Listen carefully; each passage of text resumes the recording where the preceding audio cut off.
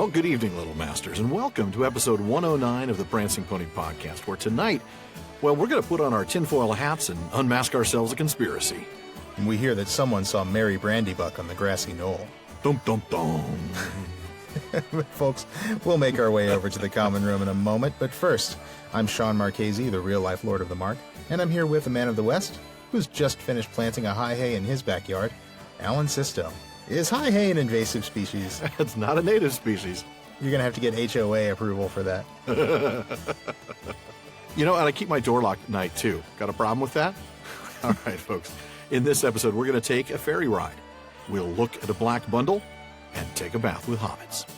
Well, not literally. Well, this is a family-friendly show. Well, they told me I could keep my swim trunks on. Thank goodness. I think they ordered you to keep your swim trunks on. I hope so.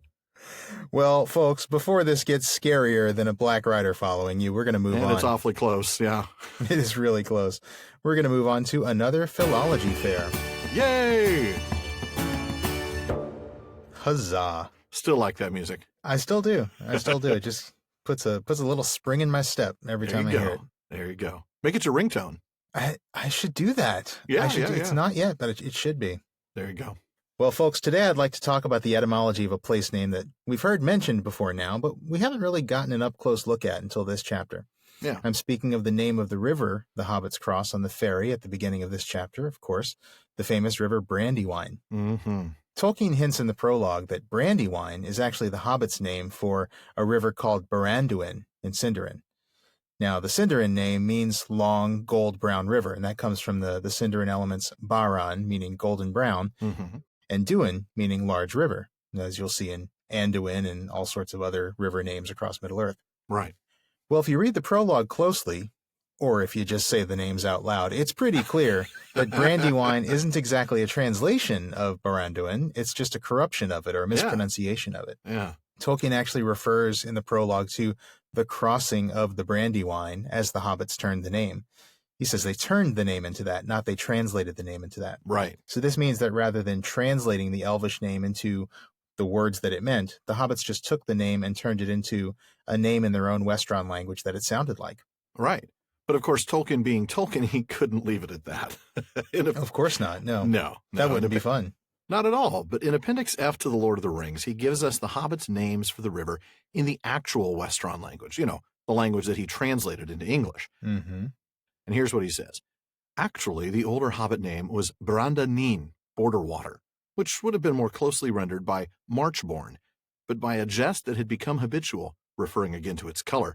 At this time, the river was usually called Braldahim, heady ale.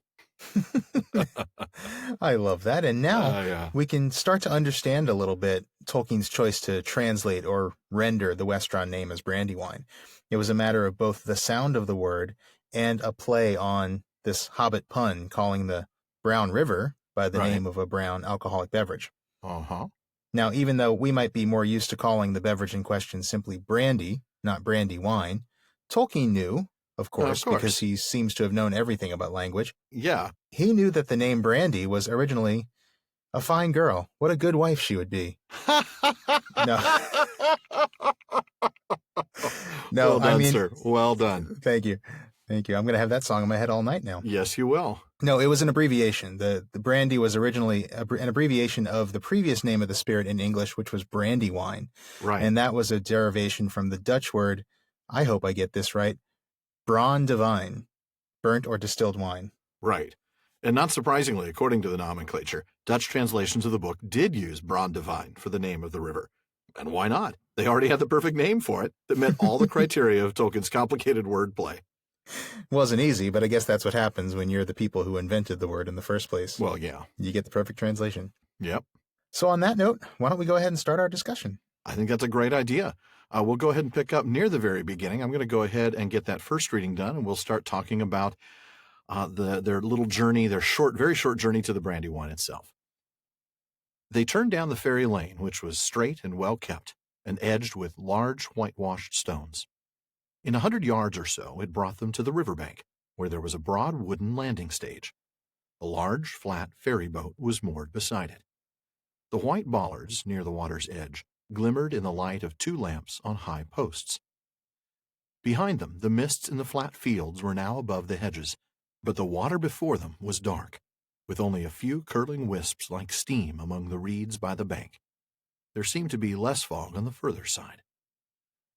Mary led the pony over a gangway onto the ferry, and the others followed. Mary then pushed slowly off with a long pole. The Brandywine flowed slow and broad before them. On the other side, the bank was steep, and up it a winding path climbed from the further landing. Lamps were twinkling there. Behind loomed up the Buck Hill, and out of it, through stray shrouds of mist, shone many round windows, yellow and red. They were the windows of Brandy Hall, the ancient home of the Brandybucks. There you go. Why don't we start right at the very beginning with Mary? Yeah. Right away at the beginning of this chapter, recognizing that something is very odd. Yeah. But, hey, let's get home safe first, and then we'll talk about it. Yeah, he catches the priority. The priority is to get to a safe place. To get to safety, and then we can get questions answered. Exactly. It is only a short distance to the river bank. Yeah, 100 yards, yeah. Yeah, and there's a flat ferry boat moored there, ready to take folks across. Absolutely. I love the atmosphere, by the way. It's very descriptive. The mists that are above the hedges behind them, okay? Or I'm sorry, yeah, behind them. They can see the mists are now receding. But when they turn and look at the water, there's wisps of steam among the reeds by the bank. Very, very atmospheric, very... Well, it probably wouldn't be creepy if a black rider wasn't following you, but yeah, you know what? Now it's creepy. It would still be a little creepy, I think. Probably. The black rider certainly makes it more creepy. Oh, no doubt. So they get on the ferry and they go. But, I just have a little bit of advice for Frodo. I hope he doesn't pay Mary. Don't even fix a price. You don't pay the ferryman until he gets you to the other side. I'm just saying. Now, that's one I have not heard in... Oh, probably about 35 years. That's amazing. Wow. Well, Krista Berg. Krista Berg.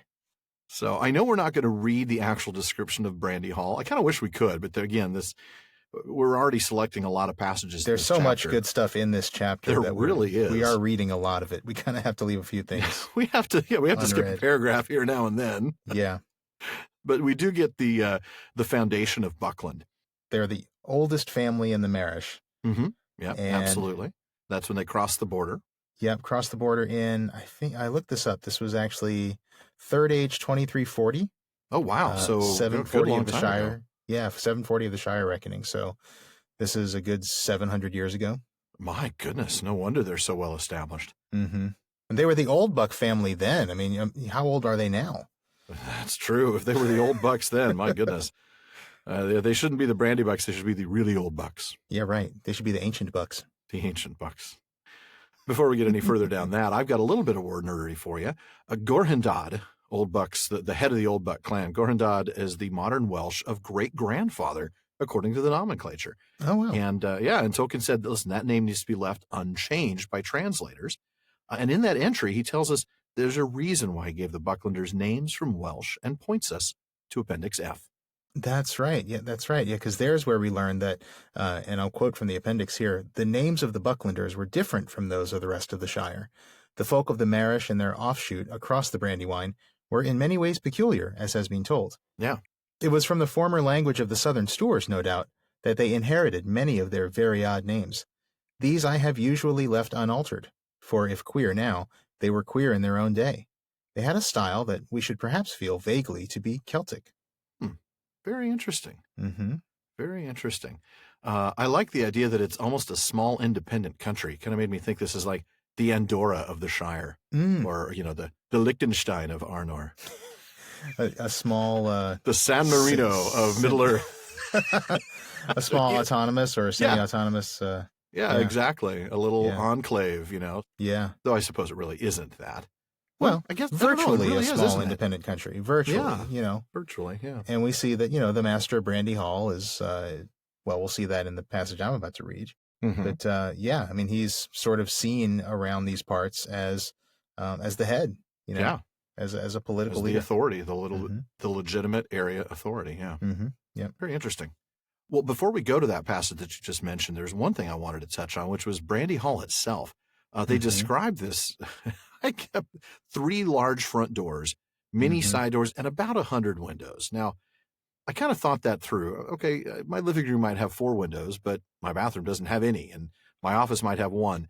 I'm thinking if we even have an average of 2 windows per room, that's 50 rooms. And as we know from Bag End, not all the rooms face, have a window. Not all the rooms are on that side of the hallway, let's say. Yeah. 50 rooms facing the slope of the hill. This is a massive home. This is a big place, yeah. And you get the sense that it started and they just kept on adding on to the whole. So was it the Winchester House? That's exactly what I was thinking of, the Winchester House. They just kept on building and building, except they're hobbits and it's a hole, so they're burrowing and burrowing. What's the description of Brandy Hall from chapter 1? A regular warren by all accounts. A regular warren by all accounts. That's right. And that's referring more to the people, but it does kind of give you this idea of, it does, doesn't it? Rabbits in a warren just like burrowing, multiplying and burrowing. You kind of feel like if somebody climbed up to the top of that hill and jumped a little too hard, the whole thing might just come crashing down. like how much have they burrowed? Maybe too much. Yeah. The structural integrity of the earth above can't be that solid anymore. They really have gone quite a bit. And like the Winchester House, of course, there's stairways that lead nowhere, and there's a seance room and all kinds of crazy stuff. I would hope not. But the hobbits do love their ancestors. I've been there, by the way. It's not nearly as spooky during the daytime as you think. I'm sure it's not. No, during the daytime, nothing's really all that spooky. No, that's true. I mean, not a house, no matter how weird it is, no matter how bizarre the architect's plans were. Maybe at night it would be super spooky. I watched so many TV shows about that place, and it always seemed so eerie. And I finally went to San Jose and I visited. And of course, you could only get a tour during the daytime. Sure. Except maybe in the month of October or something. But that's not when we were there. But it's just like, well, this is a house. Yeah, it's a weird house. It's a weird house. Yeah, I've never been. I'll have to check it out next time I get up to that area. But it's right in the middle of town. It's like right next to a strip mall. It's not where you think it's going to be. That's true. I'm sure it wasn't there when they first built it, but No. Well, let me have you read this next passage. You mentioned a little bit of it earlier about the authority of the Master of the Hall, and I think this is an interesting section. It tells us a little bit about just how different the people are here in Buckland. So go ahead and take that. And they truly are. They are. The people in the Marish were friendly with the Bucklanders, and the authority of the Master of the Hall, as the head of the Brandybuck family was called, was still acknowledged by the farmers between Stock and Rushy. But most of the folk of the old shire regarded the Bucklanders as peculiar, half foreigners, as it were. Though, as a matter of fact, they were not very different from the other hobbits of the Four Farthings, except in one point. They were fond of boats, and some of them could swim. Their land was originally unprotected from the east, but on that side they had built a hedge, the High Hay. It had been planted many generations ago, and was now thick and tall, for it was constantly tended. It ran all the way from Brandywine Bridge in a big loop curving away from the river to Hay's End, where the Withywindle flowed out of the forest into the Brandywine, well over 20 miles from end to end. But of course it was not a complete protection. The forest drew close to the hedge in many places. The Bucklanders kept their doors locked after dark, and that also was not usual in the Shire. Boy, that is different, isn't it? Mm-hmm. They're getting those, security doorbells with the cameras. Right? Yeah. Yeah, they're close to the edge of the wild. They're worried about the porch pirates coming and taking their Christmas presents. Porch pirates. I've never heard that phrase before. You haven't? Yeah, no. No. Anyway, that's too funny. It is. But they keeping their doors locked. Yeah, doors locked, and they just don't have the comfort and the safety that folks have, in the Shire itself. It's true. Well, this is a frontier community, really. I mean, even if it is a few hundred years old, is that right up against the High Hay? Yeah. Yeah, that's true. And I'm remembering what Pippin said in A Shortcut to Mushrooms. He talked about Maggot, even being, one of those folks near the border. He said, people here have to be more on their guard. Yes, they do. And we do see that here with these folks. That's right. That's right. Well, you've got a little word nerdery for us, by the way, on the High Hay, don't you? I do, yeah. It's not high hay. It's not hay, as in dried grass. Hammond and Scull tell us that in notes for the Dutch translator, Tolkien comments that hay is, of course, an archaic word for hedge, still frequent in place names. Yeah. So it's not, like you said, it's not hay send. Right. Like, hey, send us money. Hey, Mom, send us or money. hey, send us dried grass or something like that. Yeah, that wouldn't work. Sending of dried. Yeah, it's hay's end, like the hay's end of the hay, the end of the high hedge. Gotcha. That makes sense. Yep. I appreciate that because I think probably when I first read this as a you're imagining a wall of hay. I'm imagining a pile of hay. Yeah. A big wall of hay. I think I imagined a wall of hay, like bales of hay stacked up like bricks. Yeah, stacked bales. Yeah. And I'm thinking, well, that is kind of odd. And you would that's have to rustic. constantly tend it. You'd have to like replace them, as they got, completely wet and moldy. And that'd be weird. Not quite. So no, just a really cool tall hedge. I like that. Yeah. I like this thing about, I just want to make a little comment about this idea that they liked boats and some could swim. We get this idea that they're connected with the stores. And that their Storish blood might be part of why, they have these names that they do and things like that. Mm-hmm. It is interesting that we know the Stores to be river folk. Right. From, all the way back on the banks of the Anduin, and the Brandybucks. They probably moved to the area of the Brandywine because they just liked rivers. And now that, it's not that they like rivers because they moved there. There probably is something in them, something in their Storish heritage that makes them just like those places. So I just thought that's an interesting thing to keep in mind. It's not that they sort of developed this love of boats while they were there. It's something that was inherent in their nature. Mm-hmm. Yeah. Yep. That makes sense. I can buy that. I'm going to go ahead and read the next passage here as they get across the river. The ferry boat moved slowly across the water. The Buckland shore drew nearer. Sam was the only member of the party who had not been over the river before. He had a strange feeling as the slow, gurgling stream slipped by. His old life lay behind in the mists. Dark adventure lay in front. He scratched his head, and for a moment had a passing wish that Mr. Frodo could have gone on living quietly at Bag End. The 4 hobbits stepped off the ferry. Merry was tying it up, and Pippin was already leading the pony up the path, when Sam, who had been looking back, as if to take farewell of the Shire, said in a hoarse whisper, "Look back, Mr. Frodo. Do you see anything?" On the far stage, under the distant lamps, they could just make out a figure. It looked like a dark black bundle left behind. But as they looked, it seemed to move and sway this way and that, as if searching the ground. It then crawled, or went crouching, back into the gloom beyond the lamps.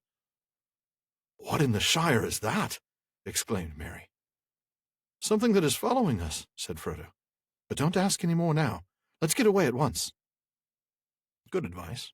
Very good advice under the circumstances, yeah. Yeah. I think the first thing that jumps out at me, and I'm assuming this probably for you as well, is Sam's strange feeling and this sort of... Yeah, this recognition of this sense of crossing a border that he's got. Yeah, exactly. We talked about liminal concepts recently. I don't remember what that context was. Maybe it was a postscript, but this is exactly another one of those. But liminal. We talked about liminal language, liminal imagery of borders, right? And this idea of crossing a border or a threshold, and you definitely get that here. I mean, it literally is saying, he feels like his old life lays behind him in the mists and dark adventure is ahead. There's definitely a crossing over here for Sam. Mm-hmm. And I think he feels like this is, maybe not permanent, but certainly a very long time that he's not going to be in the Shire. There's a sense of point of no return to this. Yes. Yeah. And really maybe not literally no return, but point of no return in the sense that he can't go back and back out on this quest now. No, he can't back out now. No. Yeah. He has a little bit of wish that Frodo might have backed out, right. that Frodo could get on living at Bag End. Yeah. Yeah. And I think that's some of that finality you get. You kind of feel like, oh, well, here we go. Committed now. I'm committed now. Yeah, and he's still among hobbits. I mean, this is Buckland, Yeah. But he's not crossing into Mordor here. Yeah. Right. But for Sam, this is the farthest away from home he's ever been. Oh, no. How did I know that was coming? I just did. Oh, goodness. But it's true. I mean, it is true here that, he's really feeling the weight of this crossing over. Yeah. Yeah, absolutely. It's more than just water and boats that he's uncomfortable with here. Mm-hmm. It's the future. It's the fate that lies before him that's unknown. Yeah. Yep. Absolutely.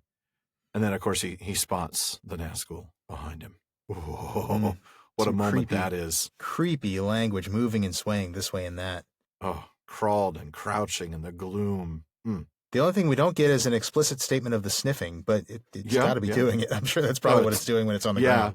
Yeah, we're too far away from it to hear the sniffing at this point. But, unless you really had a bad hay fever going on, then you might. It's a high hay fever. It's a. I set that up for you. You totally I was like, did. here you go. Here's a slow pitch right over the middle. Man. Yeah, boom. Before we go on, I wanted to pull something here from Hammond and Scull. They give us some more insight here on this Black Rider. And it's really worth bringing up. We've talked a lot about this at various points in the last chapter or two. You might recall us mentioning Tolkien's notes that Christopher Tolkien mentions in The Hunt for the Ring, which is in Unfinished Tales. Mm-hmm. Well, those notes are actually from an unpublished manuscript in the Marquette archives, and Hammond and Scull have kindly given us this lengthy snippet. As soon as the elves depart, Camul renews his hunt, and reaching the ridge above Woodhall, is aware that the ring has been there. Failing to find the bearer, and feeling that he is drawing away, he summons his companion by cries.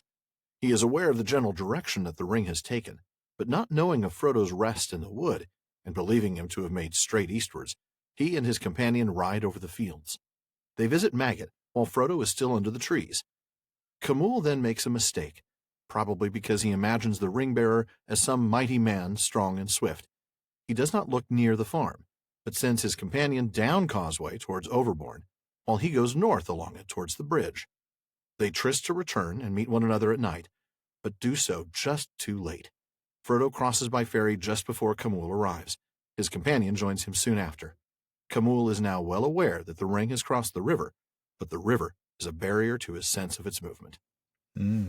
I love that. I love knowing that Tolkien wrote all that stuff down. Yeah. Even though he knows he's not going to include that in the story itself. It's kind of his notes to keep everything straight. Yeah, and for him to understand the motivation of the Wraith at this point. Right. Yeah. Right. And so we have confirmation that this is Camul. Yep, we do. And we have confirmation that he was with one companion at that time, as we knew from the previous conversations about Unfinished Tales. I like that. I like that idea that he makes a mistake because he imagines the ring bearer to be, a mighty man. It's the Sauron's forces continually misunderstand the good guys throughout this book. They do. Yeah. And that's kind of what does them in. Yeah. That one little mistake. I mean, you realize just how close this was. Oh, yeah. I mean, the ferry, close. You'd think that he would have left somebody at the ferry. That would have been the first thing I would have done. If I want to catch somebody who I think is leaving the Shire, I'm going to put somebody at the bridge and somebody at the ferry. Yeah.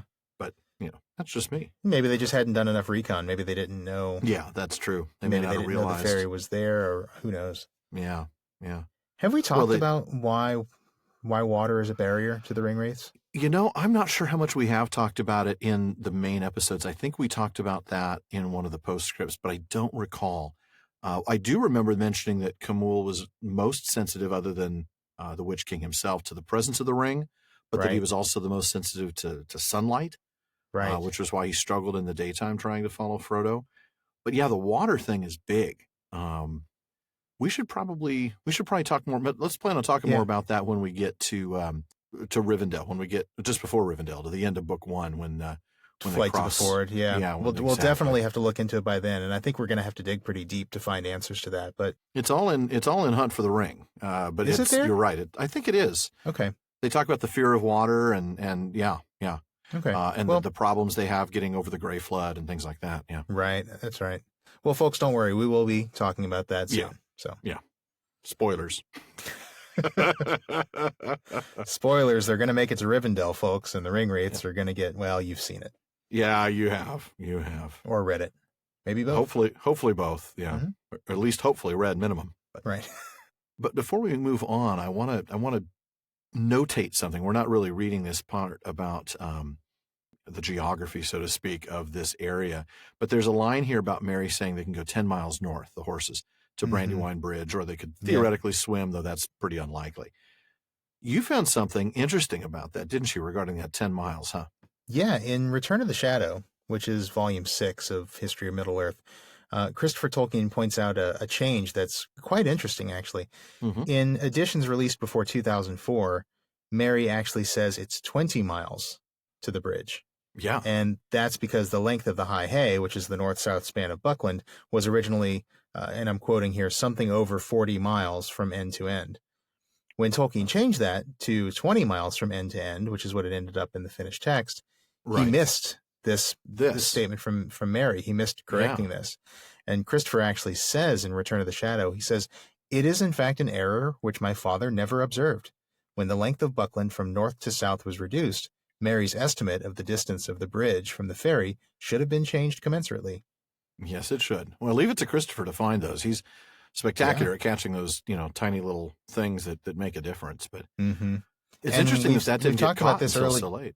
I know, 2004. And we've talked about, I think going back to our episodes where we talked about, the history of the text and the history of the composition and things like that. We talked about the fact that errors have been found in the text, since its publication. And the text we have now is, the best one we've ever had. Yeah, it's definitive, but you never know. There might always be something. Yeah. Right. So it's interesting to think of the way that Tolkien's work continues to change even after his death. And of course, that change in editions before 2004, that means that the books that Jackson and the team were working on when they made the films, that book did say 20 miles. Mm-hmm. So it makes sense that in that film, Mary says it's 20 miles. 20 miles, yeah. Right. He was right at that time. Mm-hmm. in the sense that they were looking at the text that was available to them at the time. But, Christopher had already corrected it. But, even then, even if it's only 10 miles to the bridge and 10 miles back, that's a 20-mile trip for a horse. At speed, that is less than an hour. So clearly the Black Riders are not in a hurry at this point. Very interesting. Yeah. I mean, that's not far. I mean, like we find out later, they might have been stopped at the bridge. But let's be honest, if they didn't want to be stopped, they wouldn't have been stopped. Right. Yeah. Yeah, we'll talk about that. Yeah, we will. We will. Fortunately, like any good Hobbit, they're going to get a second supper, aren't they? I was going to say, they wouldn't be Hobbits without at least suggesting a second supper. Second breakfast, that's great. But really, having a second supper is really what you want. That's where it's at. Yeah. Second breakfast is so third age. Second dinner is where it's at, folks. That's right. That is absolutely right. Well, why not both? Right. Why not? There you go. Because metabolism. Metabolism. That's right. And hobbits, as we know, tend to be a little round in the stomach. They do. And they have friendly faces, not necessarily lovely to look at. Yeah. Right. I'm starting to get that myself, really. I'm starting to understand. I've got a friendly face, not so much lovely to look at. When you ask your wife in the morning, "How do I look, honey?" and she says, "You look friendly." Yeah, that's pretty much, and I'm lucky if I even get the friendly. I mean, in the morning. I was going to say, you don't look friendly very often. No, oh, wow. No, you are friendly. I mean, you just, I just don't look friendly. You've just got that intimidating demeanor. I look fair and feel foul. Is that, or I look foul and feel fair? Is that something like that? Something like that. Well, that's very fitting for the Man of the West. Yes, it is. Oh, goodness. Well, no servant of the enemy. That's right.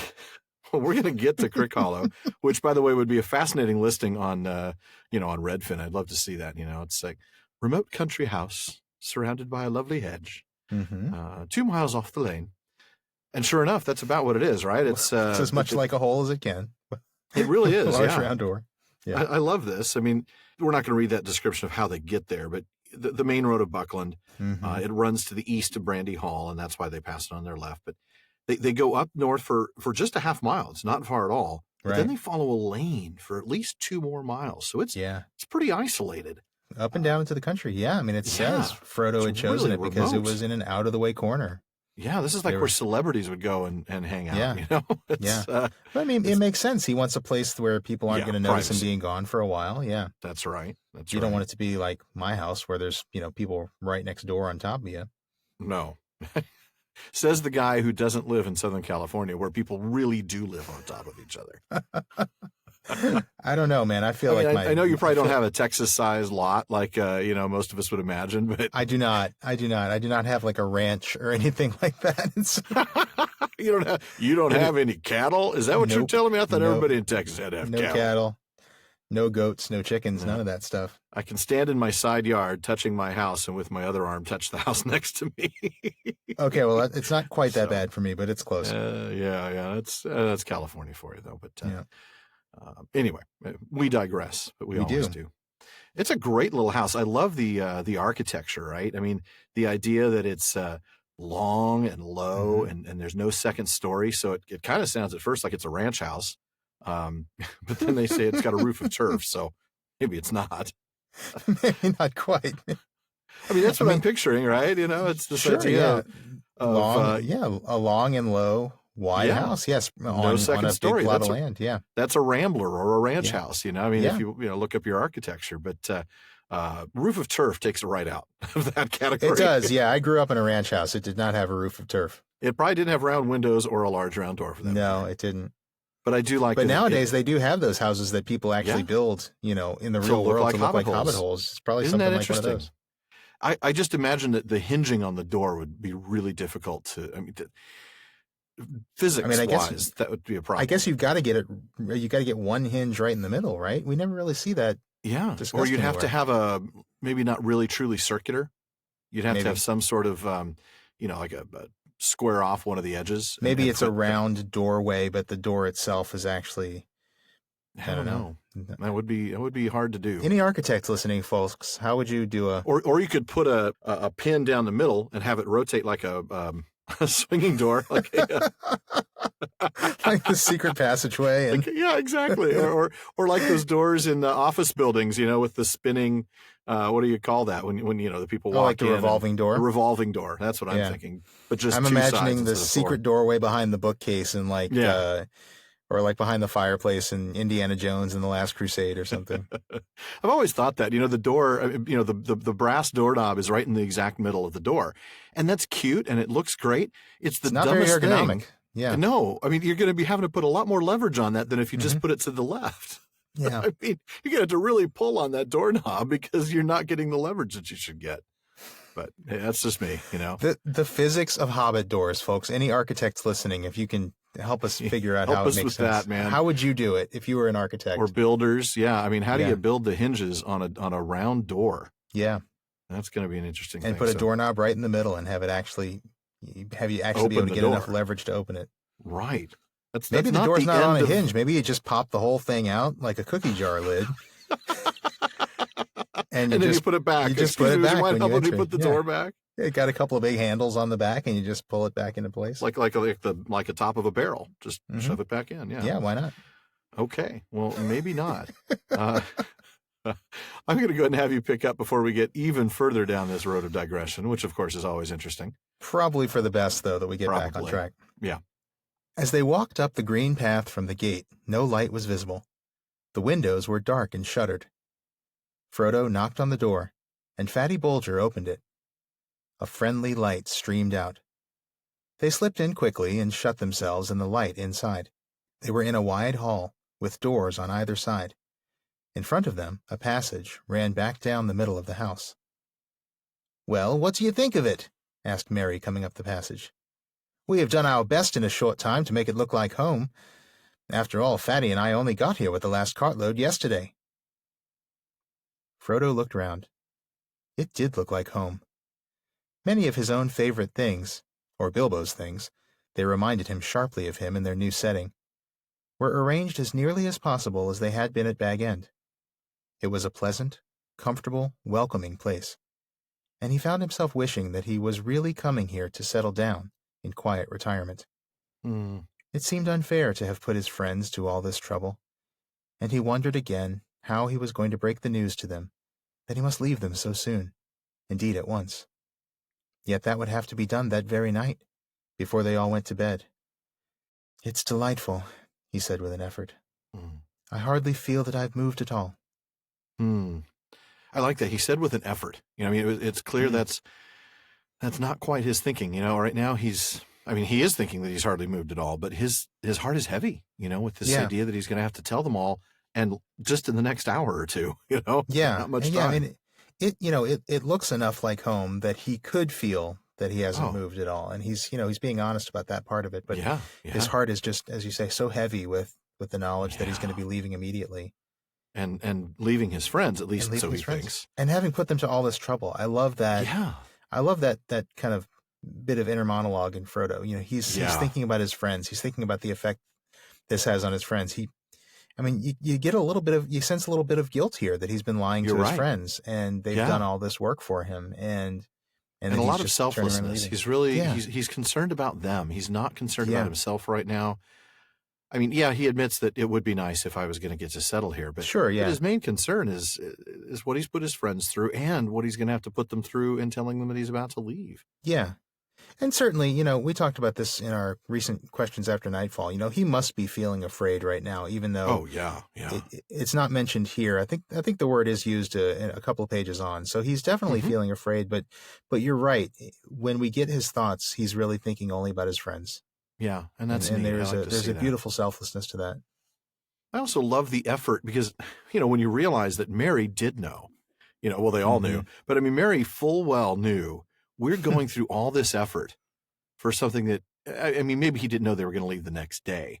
I think he did. I think, he told Sam, and we'll find out later that Sam got that information to Mary. So, right. Yeah. But they've done this effort. And they're not surprised when he's about to start talking about it. No, not at all. Pippin has that little moment with Mary, like he's about to say it. Yeah, that's right. Here it comes. Yeah. But I love the effort that they went through, knowing this is short term. They didn't come and say, you know what, we're going to be leaving in a little bit anyway, so let's just leave the boxes intact and, nobody needs to pull anything out. Would have been easy to do that. But it would have been very easy to just say, oh, you know what, sorry, Frodo, we haven't had a chance to unpack anything yet. Yeah, piece of cake to do that. Yeah. But they go through the effort. They want Frodo to feel at home. As comfortable as he can, yeah. Yeah, for what, maybe just a single night. Mm-hmm. I absolutely love that about Mary and about Fatty, too, who, gets the short end of the stick because he doesn't leave. And, he's a scaredy cat when it comes to the old forest. But, he's an important He thinks he's part getting there. the better end of the deal, yeah. Yes, he does. Yes, he does. When he's looking up at Merry and Pippin when they come back, I'm sure he won't feel like he's gotten the better end of the deal. You've grown a foot. Sure, yeah, I'm sure he'd like to grow. Yeah. I would probably make him look a little less chubby. A little less fatty. A little less fatty. But apparently he's comfortable with that name. I mean, Mary says, after all, Fatty and I only got here with the last cartload yesterday, and you don't hear Frediger said, hey, stop calling me Fatty. Right. He's all right with it. But he seems to be okay with it. He's confident. He knows who he is. He's a hobbit. He's got a positive self-image. That's right. Absolutely. As he should. No body shaming. His last name is Bolger, which is very close to Bulger. It seems like he was probably doomed to be a little heavier set. Yeah, I think so. I think there is some word nerdery on that. I don't remember, but I don't think we have it in our notes on that. I don't have it in my notes, and I kind of wish I did. Yeah. Bulger. Maybe we'll pull that up for another episode down the line. Who knows? Yeah. But yeah, many of his own favorite things. That made me think, of course, since we've often talked about the beginning is a very good place to start. That made me think, of course, of a few of my these favorite are a few things. of his favorite things. Yeah. I don't want to put that song in anybody's head, but too late. Yeah, too late indeed. Anyway, just great section, and thanks for reading that. I thought that was just a really telling piece about Frodo's inner monologue there and his priorities. But his selflessness and his just kind of quiet resignation, and resignation's not the right word. It's acceptance. There's kind of an Anglo-Saxon acceptance of what he has to do. Absolutely, and he knows he's got to do it soon. He's got to tell them tonight, and even though he doesn't want to do that. Yeah. But before that, we get some fun. I'm going to pick up just a couple lines into the next paragraph, and we'll go from there. All right. So after they realize there's a bath, and Pippin's just absolutely thrilled, and Frodo says, which order shall we go in, said Frodo. Eldest first or quickest first? Well, you'll be last either way, Master Peregrine. Trust me to arrange things better than that, said Mary. We can't begin life at Crickhollow with a quarrel over baths. In that room there are 3 tubs, and a copper full of boiling water. There are also towels, mats, and soap. Get inside and be quick. Mary and Fatty went into the kitchen on the other side of the passage and busied themselves with the final preparations for a late supper. Snatches of competing songs came from the bathroom, mixed with the sound of splashing and wallowing. The voice of Pippin was suddenly lifted up above the others in one of Bilbo's favorite bath songs. And I'm going to go ahead and read the first stanza, and then we'll have somebody else read the second one. But sing hey for the bath at close of day that washes the weary mud away. A loon is he that will not sing. Oh, water hot is a noble thing. Oh, water is fair that leaps on high in a fountain white beneath the sky. But never did fountain sound so sweet as splashing hot water with my feet.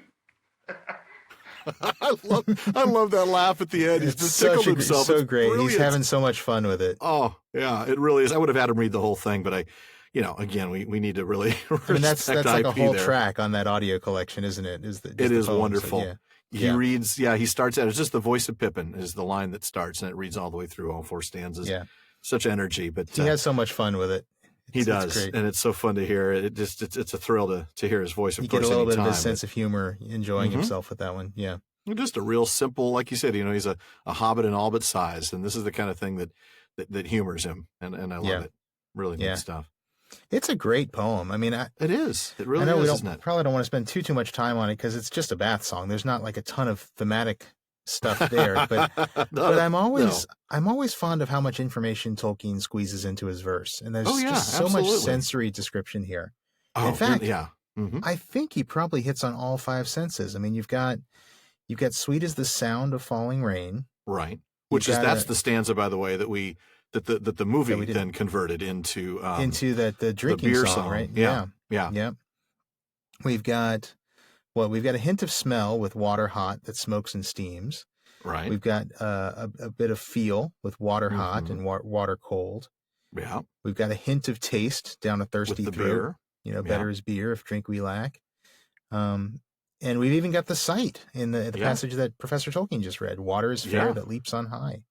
So you've got all the senses here. You're experiencing water with all the senses, and it's all just rich. To celebrate the greatness of the feel of hot water on your body. Just to all this to say, you know what, the best thing of all these is just feeling hot water in the bath. Yeah. So cool. That really is. And it would be. I mean, in a culture where being able to get a hot bath is probably not something you get to do, twice a day. Yeah, that's probably true. Getting a nice warm bath at the end of the day is a wonderful thing. That is, it's a wonderful feel, and it is a luxury, I think, for a lot of people. Yeah. I do love, though, the little insight we get into their priorities with that third stanza about, look, if we're thirsty, cold water, that's great. But, if we only have so much water, I'd rather have beer and get the water hot poured down my back. Yep. Can't blame them. But I love that this was all prepared for them ahead of time, that Mary's arranged this. There's 3 tubs, plenty of hot water, towels, soap, etc. Mary's a planner. Thing. Mary is a planner. We'll see more of that, won't we? Yes, we will. And Mary and Pippin Mary and Fatty are even preparing dinner while they're having their baths. Yeah. Are these guys like the best friends ever or what? I know. Such great friends. On. I mean, just great hosts, great friends. So when I come out there for Texmoot, you're going to let me take a bath and you're going to make a nice dinner for me while I'm doing that? Sure, I'll do exactly that. If there's a Black Rider following you, I might feel sorry enough for you to do that. Well, yeah, okay. I mean, these guys have had a pretty hard day. I know. They have, and I'm just kidding about that. When you arrive, you're going to tell me how bad your flight was, and I'm going to say, but there wasn't a Black Rider. That's right. That's right. So quit your complaining.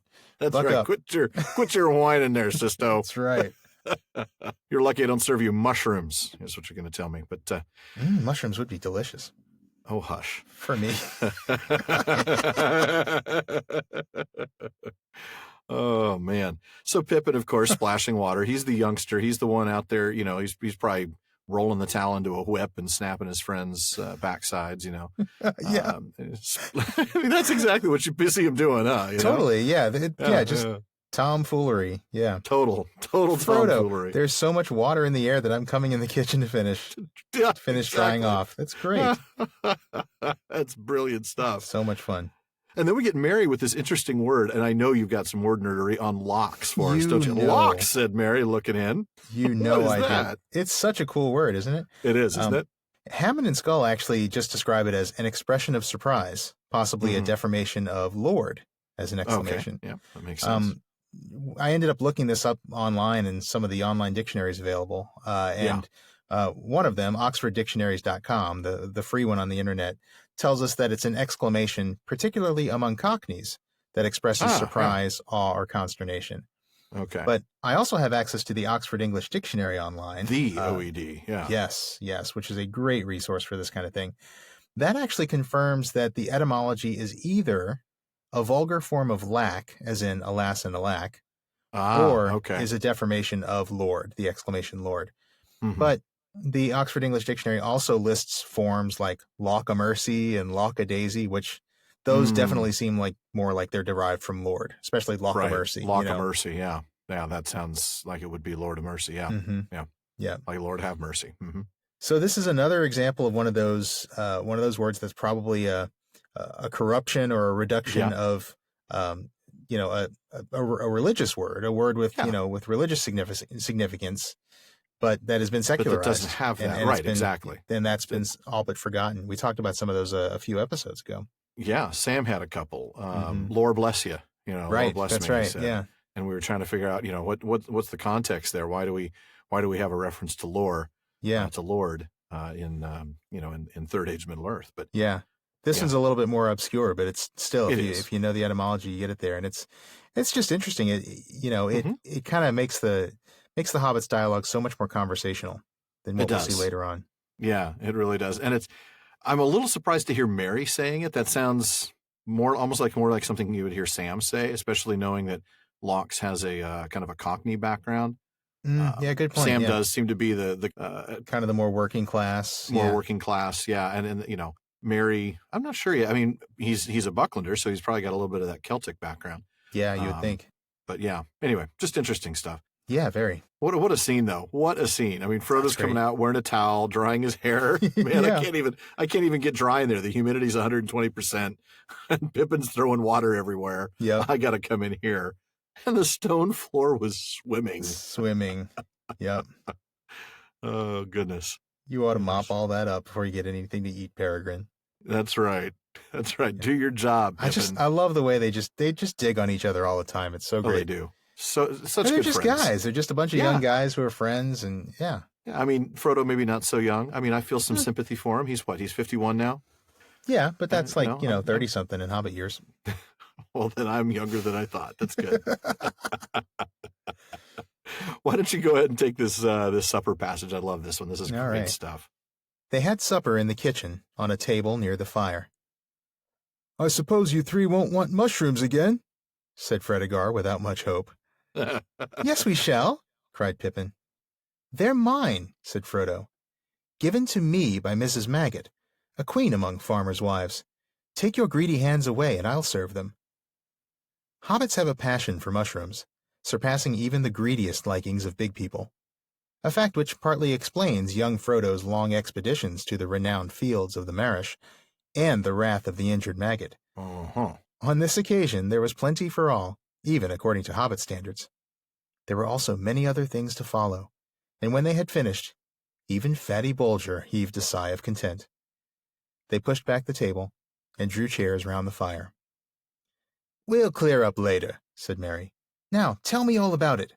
I guess that you have been having adventures, which was not quite fair without me. I want a full account, and most of all, I want to know what was the matter with old Maggot, and why he spoke to me like that. He sounded almost as if he was scared, if that is possible. Which apparently it is. Apparently. That's a fascinating little passage. Yeah, but first mushrooms, that's right. Because we get a little bit of explanation that hobbits value them very highly. Apparently surpassing even the greediest likings of big people. That is saying something right there. I know. Because big people can be pretty pretty greedy. That's not just talking about the greediest likings of mushrooms on behalf of big people. That's like the greediest likings of big people in general.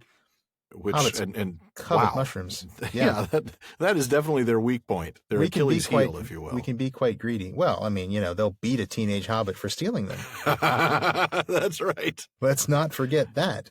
That's right. Which I suppose we still can't quite excuse, but maybe we can understand why Maggot was so upset. Apparently so.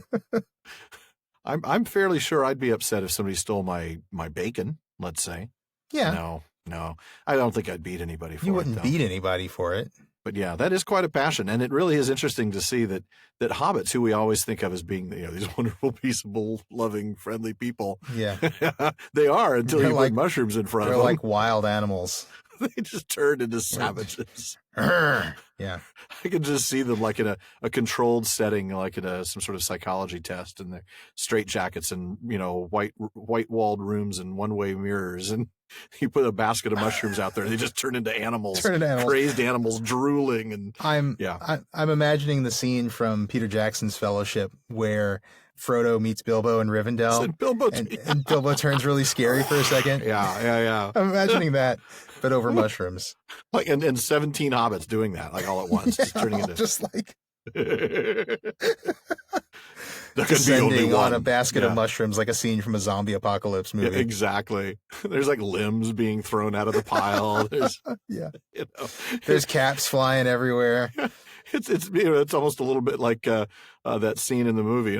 Meat's back on the menu, boys. Yeah. And they're just That's ripping right. They're the just limbs like and tearing into some poor orc. Yeah. Oh boy, there's a digression I didn't need. That's just a visual that's not quite satisfying. But I don't think I'll eat mushrooms again now.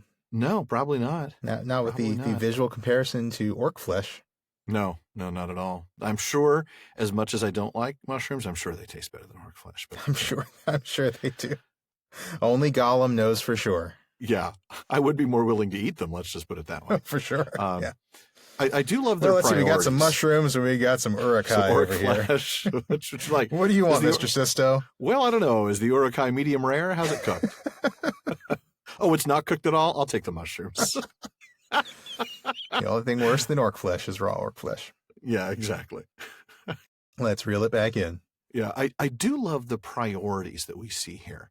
They know they've got to talk about all this stuff. I mean, even Merry wants to know more, right? He wants to know why Maggot was scared, why something weird is going on. Yeah, we saw that at the beginning of the chapter. He wanted to know more. But their priority was to sit down and have dinner first, and then they're going to have this conversation. Yeah. They'll push back the table, draw their chairs up. They're going to worry about the dishes later, and they're going to go ahead and chat. Yeah. And I think it's not so much that they just want to have dinner first. I think they need that. I think as hobbits, they need that. It's a grounding. Return to, yeah, exactly. They need that return to normalcy, that grounding, you said. The bath and the meal. I mean, boy, it refreshes you in a way that nothing else does. Yeah. Absolutely. I know it's kind of like that, that feeling after, a long flight. I know not too long ago you flew overseas. Oh, yeah, and, after a really long, many hours flight, you're sitting on an airplane. There's just that feeling of you just kind of want to clean yourself up, have a meal. You just kind of want to feel human again. You want to feel civilized. Yeah, you really again. do. Yeah. And I had the good fortune of having almost the entire section to myself. Remember that picture I posted? That's right. I remember that picture. That was the weirdest thing ever. You were comfy. You were able to spread out. There were like 8 rows and there were 4 of us. It was the most bizarre thing. Like first class, fully full. Premium economy, fully full. Wow. And I don't know how I got lucky, but that was sure nice. You had a seat for each one of your peanuts. Seriously, you're not kidding. It was crazy. But anyway, we digress. We do. But yeah, even then, even with that flight where I could literally lay out on a row of 3 seats and act like it was my own personal couch and watch whichever screen I wanted. Do I want to watch that movie or this movie? Yeah. Just plug my headphones into the right one for 12 hours. When I got back, I still felt just grungy. I wanted a nice hot bath and a good meal because, like we said, that grounds you. That brings you back to be able to talk about these serious matters. It brings you back to normal, kind of resets you, gets you ready for, okay, now I'm ready to face whatever's next. Exactly. It really does. And that's when they start to talk. Pippin tells them, we've all been scared. He mentions the Black Riders. And then Pippin is the one who gives the full account. I do love that when Pippin says we've all been scared, Frodo just stares at the fire. He doesn't say anything. Yeah. He doesn't have to say he's scared. Pippin said it and Frodo doesn't say anything. So we know how scared he must be. Yeah. And Frodo, he knows more of the nature of what's chasing him than Pippin does. So his fear is a fear of the known, knowing how powerful it is. And Pippin's is more a fear of the unknown and not realizing how powerful that is. Yeah. Right. So he gives the whole tale from all the way from the time they left Hobbiton. And the whole time, Frodo just remained silent. Even Sam was, joining in now and then with, yep, that's it, or wow, or, that whatever, supporting nods and exclamations. But Frodo just sat there entirely silent, and that's where I'm going to go ahead and pick up. I should think you were making it all up, said Merry, if I had not seen that black shape on the landing stage and heard the queer sound in Maggot's voice. What do you make of it all, Frodo? Cousin Frodo has been very close, said Pippin, but the time has come for him to open out. So far, we've been given nothing more to go on than Farmer Maggot's guess that it has something to do with old Bilbo's treasure. That was only a guess, said Frodo hastily. Maggot does not know anything. Old Maggot is a shrewd fellow, said Merry. A lot goes on behind his round face that does not come out in his talk. I've heard that he used to go into the old forest at one time, and he has the reputation of knowing a good many strange things. But you can at least tell us, Frodo, whether you think his guess good or bad. I think, answered Frodo slowly, that it was a good guess as far as it goes. There is a connection with Bilbo's old adventures, and the riders are looking, or perhaps one ought to say searching, for him or for me. I also fear, if you want to know, that it is no joke at all, and that I'm not safe here or anywhere else. He looked round at the windows and walls as if he was afraid they would suddenly give way. My goodness, that the fear he must be experiencing now, realizing he is not safe at all. He knows that it's only 10 miles to the bridge.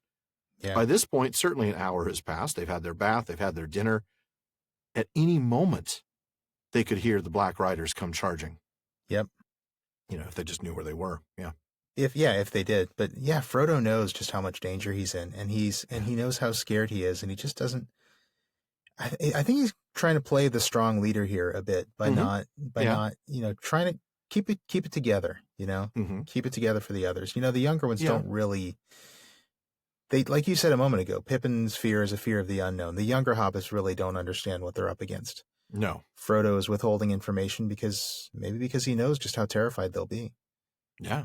Well, and he is supposed to keep everything as secret as he can. Remember, Gandalf told him not to say anything, and he even told Sam, make sure you don't. That's say true. anything. It's easy to forget at this point that, yes, they know everything.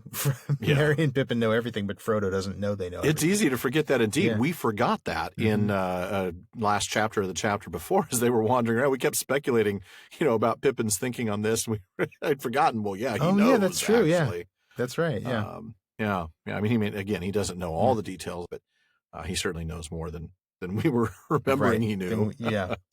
We never give Pippin enough credit. Well, no. Does anyone? He's the one everybody likes to laugh at, but he's smarter than he looks, smarter than he sounds. Yes, he is. Even if he is a fool of a took. Even if his head would be a perfect tool to open an unopenable dwarf door. Exactly, yeah. So... Pippin referring to Frodo as cousin Frodo to Merry. I wanted to touch on that. We all know, of course, there's a lot of relations here. We're not going to go into the family trees enough because try describing a family tree on an audio format only. That's really hard to do. But we're going to take Hammond and Scull at their word when they say Pippin is both Frodo's second and third cousin. And in both cases, he's once removed. Merry is his first, second, and third cousin once removed in each case. Yeah, that's not weird at all. Well, that's why hobbits are so fond of family trees. They need to be. They need to be, in order to understand who sits where at weddings. Yeah. Yeah. Oh, man. First, second, and third cousin. That was a little tricky for me to wrap my arms around. That is a really weird one.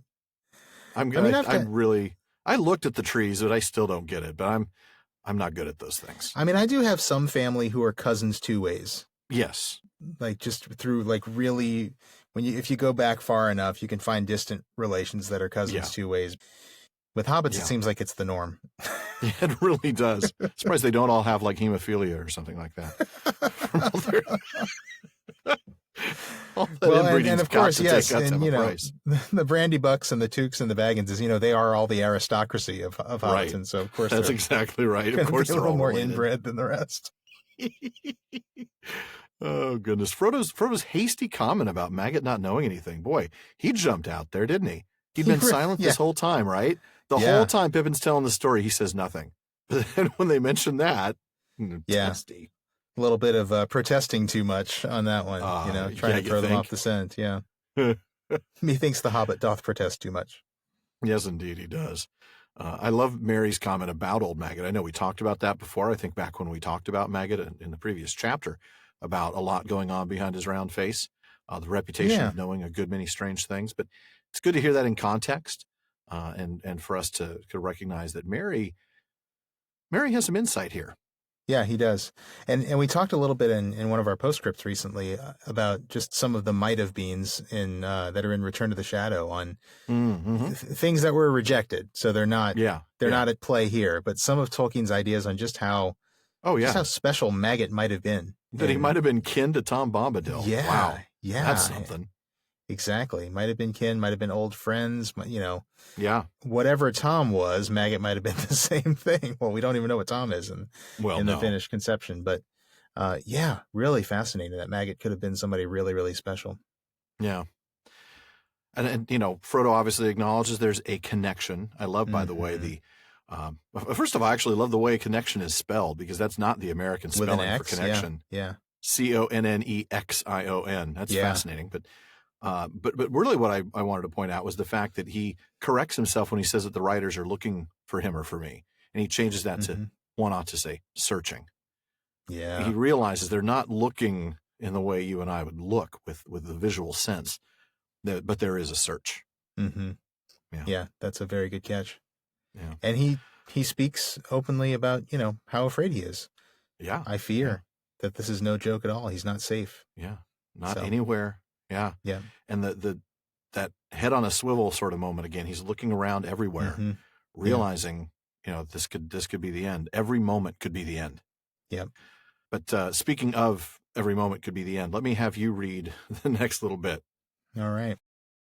The others looked at him in silence and exchanged meaning glances among themselves. "It's coming out in a minute," whispered Pippin to Merry. Merry nodded. "And I'm going to stop there." Yeah. How's that for a cliffhanger, folks? Guess that means you'll just have to come back next week when Frodo can't believe his ears and we finish unmasking this conspiracy in the second half of, The Conspiracy Unmasked. That's 2 weak segues in a row, Alan. Do you need my help with these? Yeah, we might have to go back to you writing these. I don't know. Folks, we'll talk about it. Folks, before we get to Barliman's Bag, we want to give you a quick reminder about the Fellowship of the Podcast. That's our family of supporters over at Patreon. We are very close to our next goal of setting up a Discord server, which will give our patrons a chance to listen in live during a recording. They'll have plenty of opportunity to laugh at our slip-ups and our bad jokes, not to mention get a sneak peek in an upcoming episode. That's right. In fact, we might even be there now. We just weren't there then now when we recorded this episode a few weeks ago. I know we've kind of cracked that joke a few times, but it always reminds me of that bit in Hitchhiker's Guide about the major problem in time travel being grammar and the Time Traveler's Handbook of 1001 tense formations. Oh, yes. That's a brilliant little sidebar. I love that. Almost as many tense formations as ancient Greek. Yeah, just about. You're right. Well, folks, you all will certainly enjoy laughing at us on Discord. I know I would. I laugh at Sean all the time, and I don't even need Discord for that. But it's true. Yeah. So be sure to visit patreon.com/prancingponypod. Don't forget you'll get access to exclusive content, full-length bonus episodes every quarter, short postscripts to each of our chapter-based episodes when you join at the Gift of Gondor level or higher. And if you're in the market for a new Tolkien book, please check out the official library pages at our website, theprancingponypodcast.com. We've put together a set of links for our listeners to all the Tolkien books we've ever mentioned on the show. And if you wouldn't mind posting a review on iTunes, we'd be really grateful for that. That increases our visibility. That means more new listeners, more great questions for Barliman, and we are getting a ton of great questions. So please keep them coming, folks. Yeah. More discussion on social media and a more vibrant Tolkien community. Absolutely. And please don't forget to share us on social media, Facebook, Twitter, Reddit, wherever you hang out and might find Tolkien fans. Please tell them about our show. We really think that they'll enjoy the community. And, we know that their involvement makes the show better. So, and, we've got easy to use share buttons on our website for each episode. We you do. Can very easily go to our website to a particular episode, click a button, you can share it to social media. It's pretty handy. So piece of cake, really. We make it easy, folks. Piece of mushroom pie or something. I don't know. There you go. So one last quick thing before we see if Barliman has anything in his bag for us. Well, we know he does. So I guess one last thing before we see what he has. It's come to our attention that we might have engaged in a little hyperbole, shall we say, about Tolkien 2019. Sean? That's one way to put it. And a hat tip to listener Becky D., who reminded us that calling Tolkien 2019 the largest fan gathering was a bit, inaccurate. Yeah. See, it turns out there are annual gatherings in a few other countries whose attendance is quite a bit more in some cases. It may be more accurate to say that it's the largest gathering that the Tolkien Society has put on. That's kind of the context, if I remember correctly, about what Sean Gunner told us in the 100th episode that we aired. He talked about it being one of the largest Tolkien gatherings. I don't remember his exact words, but I think it was in the context of what the Tolkien Society's put on. And if that's the case, then it is going to be a big event, but it is certainly not the largest. And we want to apologize for that, particularly to our overseas listeners who we accidentally slighted with that claim.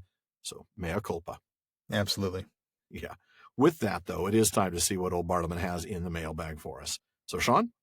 Okay, well, we'll start today with something from our old friend Chris B. in Illinois. Chris is a longtime listener and patron of the show. He's been on the podcast before. He's actually joined us for Questions After Nightfall. In fact, if you remember our last Questions After Nightfall, episode 106, we added a little question in at the end of that due to technical difficulties. That was actually Chris's question.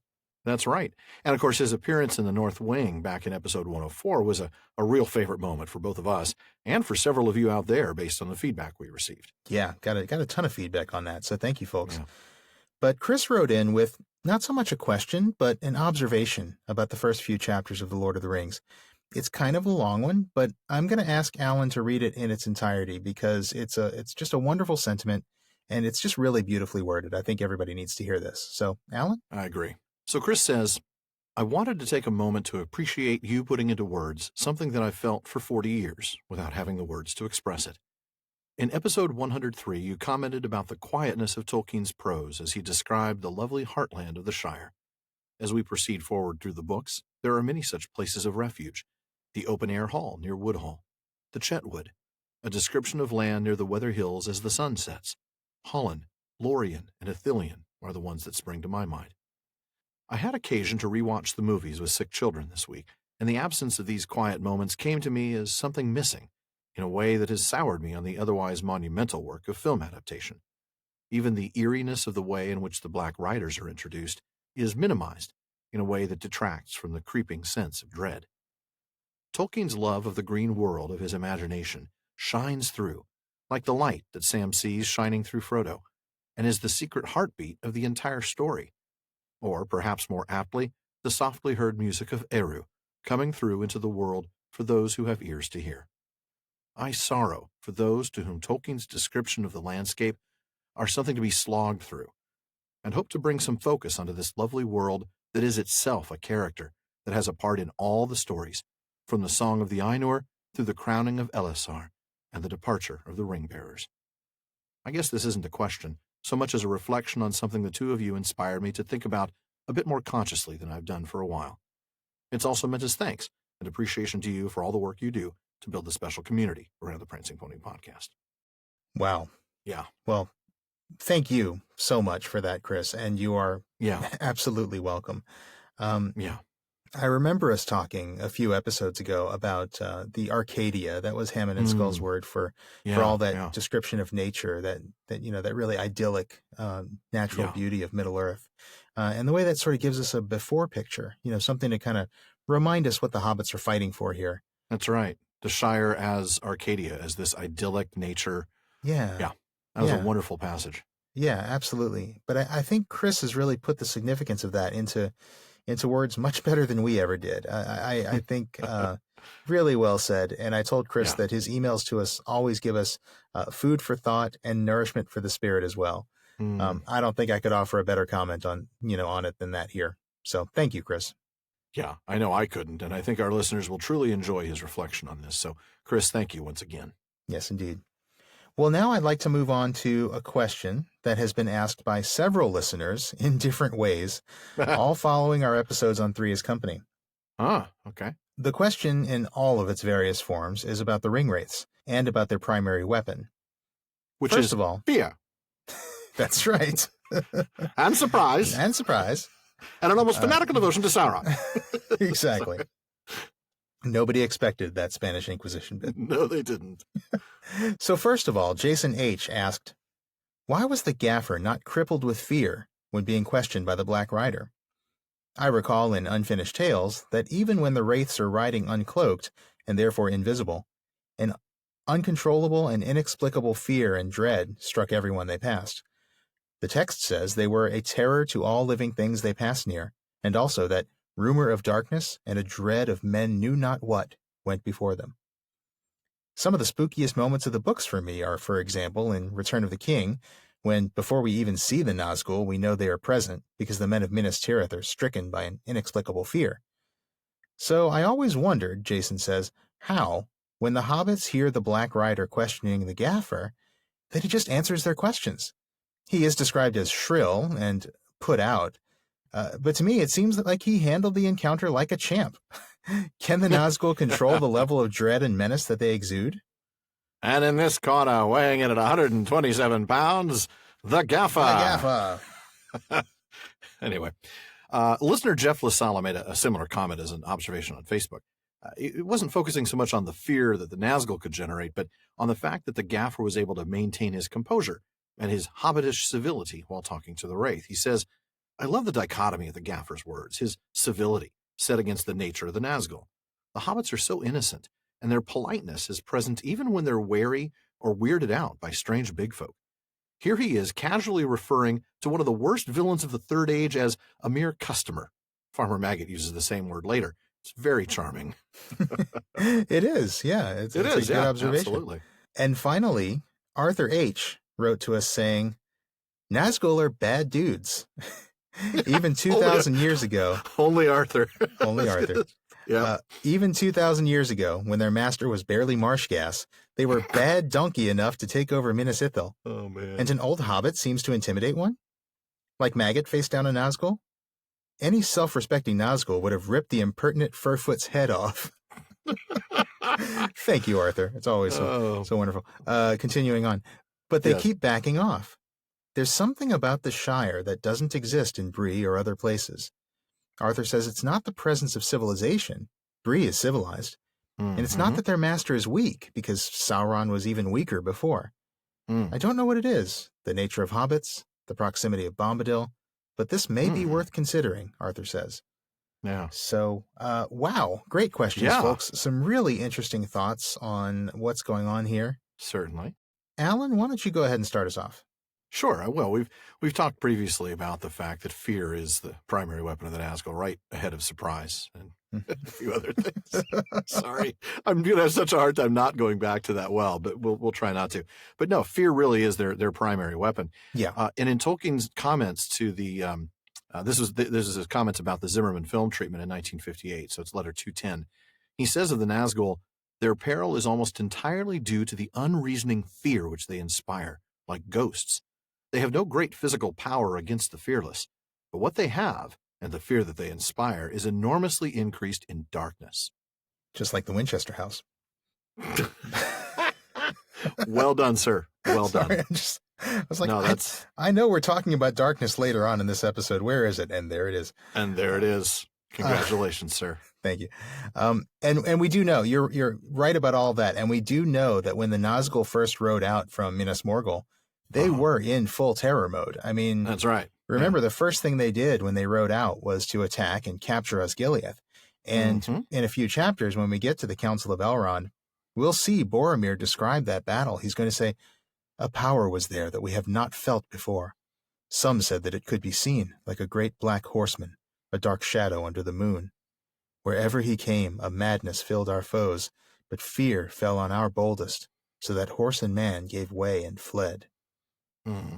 So it may seem strange that if they had that effect on the fighting men of Gondor, that they wouldn't have that effect everywhere they went in the Shire. But there is a clue in the text as to why.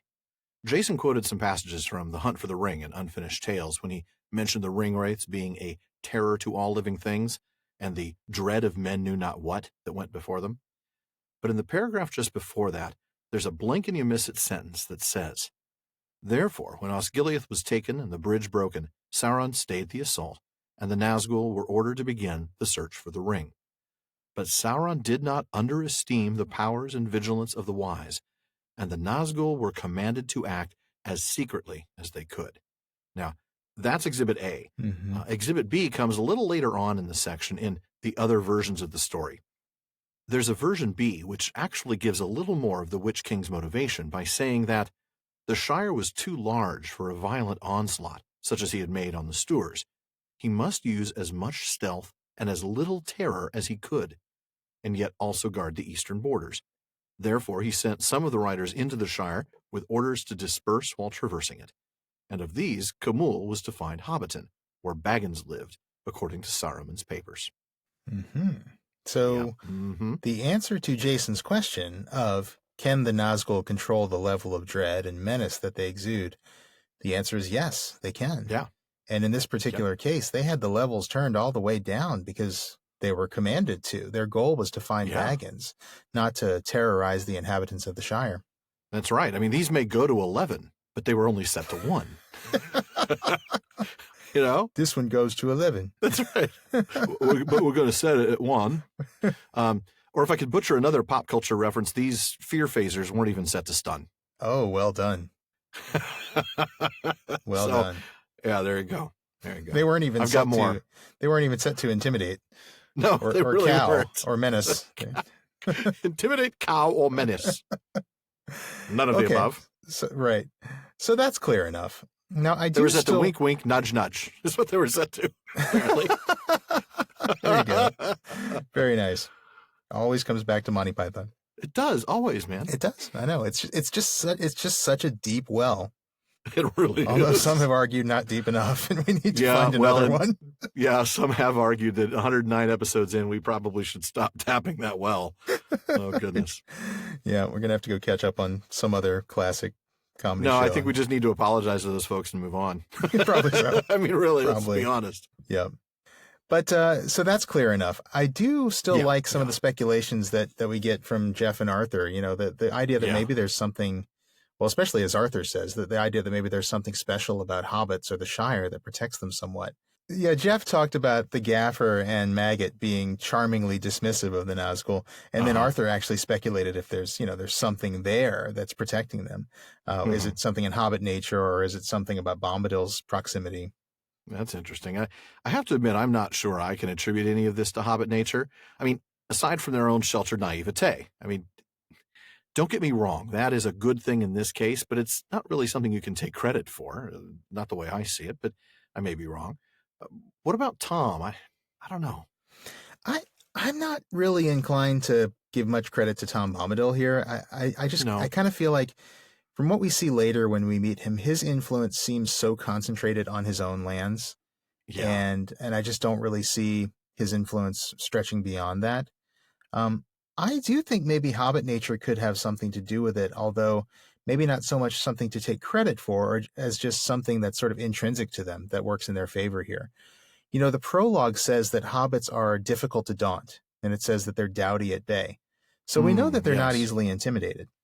And that's true. I have to think that, especially in their own Shire, as they like to think of it, although Gildor would disagree, they probably feel pretty secure. I mean, they're on home turf, and this is their place. Exactly. Any bad guy, even if he's a really bad guy, is only just one bad guy, and there's a whole lot of hobbits around. In their land, yeah. And they have been in this bubble, shielded from the worst perils the Third Age has to offer, and they don't really understand just how dangerous the world is beyond those borders. That's that sheltered naivete, right? Yeah, exactly. And they may think they know how dangerous it is, but as we'll see, especially in the next part of this chapter, they're often very confused about what's really scary and what's not. But here's where I think that's interesting. I remember talking to Jeff about this on our Facebook page when he made this comment. And another listener, Kirsten, compared the Gaffer's reaction to a child's. And the way she said it was really neat. She said that, you know, the hobbits are experiencing something new and unfamiliar, the Nazgul. And all they can do is mentally categorize that new thing into sort of a familiar box, you know? Right. And that's what leads to funny things like them categorizing one of the scariest bad guys of the Third Age as a funny customer. Yeah, it's funny, but it also it kind of sort of betrays a not a complete understanding of the situation.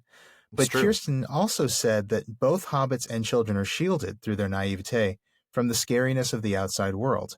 I think that's an excellent observation, and I commented on Facebook back to her and Jeff that I do think their innocence in this way does kind of protect them. I think that if ordinary hobbits like the Gaffer and Maggot, if they understood how dangerous the Ringwraiths really are, I think they would be more scared. And I think that if hobbits in general were more worldly and more aware of what goes on beyond their borders, I'm not sure that Frodo and Sam and Merry and Pippin would be able to become the heroes that they become, the heroes that they need to be. to succeed in the War of the Ring. There's just so many of those Hobbit characteristics of, being able to kind of take a fresh view on the world. They're generally without ambition, kind of simple, down to earth, just kind of mentality and pleasures. I don't know. I feel like the War of the Ring needs heroes with innocence and with a clear view, if I can borrow a phrase from On Fairy Stories. And I think the Hobbits provide that. Yeah, I think so. I mean, they don't even need the recovery. That is, they already see things in this case that with that level of clarity. Yeah. That's a good point. I mean, I may have said that their naivete is not something that they can take credit for, but it certainly is a necessary truth for these heroes. It did help them. It absolutely helped them. It is part of Hobbit nature. It's just not something that the Hobbits can take credit for. Yeah. It's not like they've intentionally kept themselves naive. It's not. No. Yeah. But by burying our head in the sands, we won't fear anything because we'll just assume everybody's okay. And we've said many times, and I think I especially have said, this is not usually a good thing that they bury their heads in the sand, but it's certainly helpful here. I guess sometimes it works out. Yeah. Yes, it does. Well, folks, that wraps it up for another episode of the Prancing Pony Podcast. Please be sure to join us again next week when Fatty makes us both scared of forests. Poor Fredegar. He's missed out on so much. Yes, he has. But folks, thanks again for listening, and thank you for making our common room on Facebook such a fun place to spend time. We want all of you to be a part of this conversation, and it doesn't stop when the episode ends. So you can see the comments, the questions, corrections, and more on Facebook at The Prancing Pony Podcast, on Twitter at Prancing Pony Pod, and on Instagram at Prancing Pony Pod. And as always, a very special thank you to our patrons at the Kierdance contribution tier. That's DeMay in Alaska, James in Virginia, Tamsin in Minnesota, Emily in Texas, and Chad in Texas. Thank you all. Make sure you don't miss any episodes of the Prancing Pony Podcast. Subscribe to the show through iTunes, Spotify, or your favorite podcast app. And one last thing as always, don't forget to send your thoughts, comments, and most of all, your bath songs to Barliman at theprancingponypodcast.com. Can't wait to hear those. No videos, please, just the text. I'm expecting some Mariah Carey and, stuff like that. Just these have to be original bath songs to qualify. Okay, well, I'm glad you clarified that because and as pointed out before, just to repeat, not in video format. Please, thank you. Please send them to Barliman at theprancingponypodcast.com, and we'll try to get them into our next show. There you go. Well, however long we've had, it is still far too short a time, as always, to spend among such excellent and admirable listeners. But until next time, farewell, friends.